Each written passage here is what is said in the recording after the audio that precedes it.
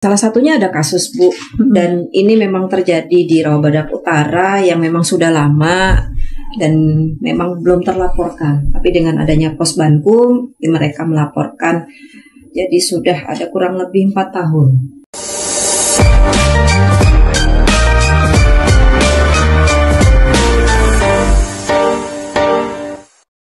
Misalnya tadi yang disebutkan itu kayaknya complicated banget ya Bu ya, kasus kriminal. Kenapa sih nggak langsung aja lapor polisi aja? Kan bisa ya segampang itu. Kenapa harus Bapak mau menjelajahi, apalagi itu udah dilelang dan juga digadein berkali-kali gitu, kan ribet ya Pak? Kenapa nggak langsung bilang polisi aja gitu? Ya karena mungkin mereka lebih percaya kali ya Bu ya, karena mereka lebih percaya orang yang dikenal. Jadi ada perasaan seperti itu. Gitu. Oke. Menarik sekali pengalamannya. Kita masuk ke Q&A ya Bapak dan Ibu ya. Kita bacakan ini pertanyaan dari netizen. Ada dari Nadia Arista.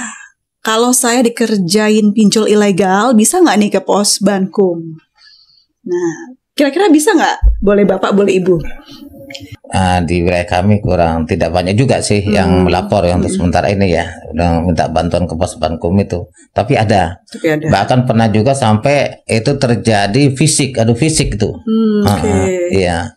Sehingga bisa kami amankan. Antara siapa tuh Pak yang nagih? Antara yang nagih dengan yang. Nah, kalau kayak gitu penyelesaian gimana?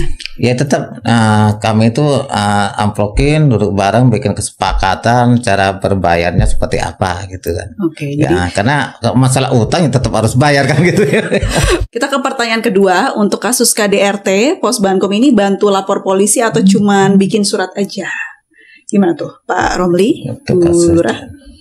Untuk KDRT mungkin kan kalau kita juga penanganannya juga ada ya Bu ya. Artinya di sini kita juga melakukan, salah satunya ada kasus Bu, dan ini memang terjadi di Rawabadak Utara yang memang sudah lama dan memang belum terlaporkan. Tapi dengan adanya Posbankum, mereka melaporkan, jadi sudah ada kurang lebih 4 tahun.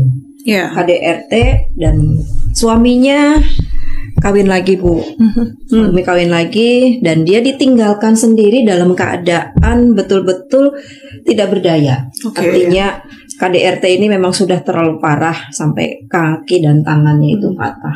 Dan kita ambil kasusnya ini bawa ke rumah sakit dan kita rawat ke rumah sakit. Boleh tanggapannya, silakan Ibu.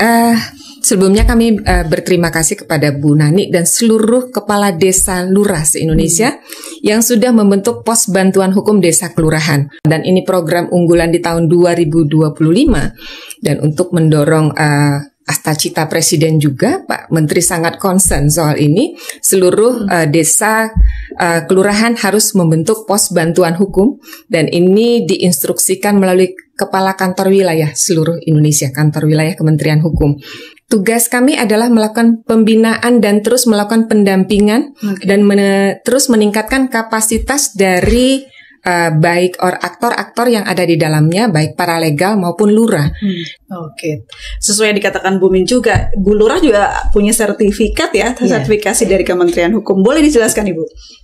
Ya, ini alhamdulillah salah satunya saya sudah mendapatkan sertifikat untuk pacemaker non litigasi di tahun 2025, dan juga kami sudah melakukan layanan-layanan yang ada di Posbankum.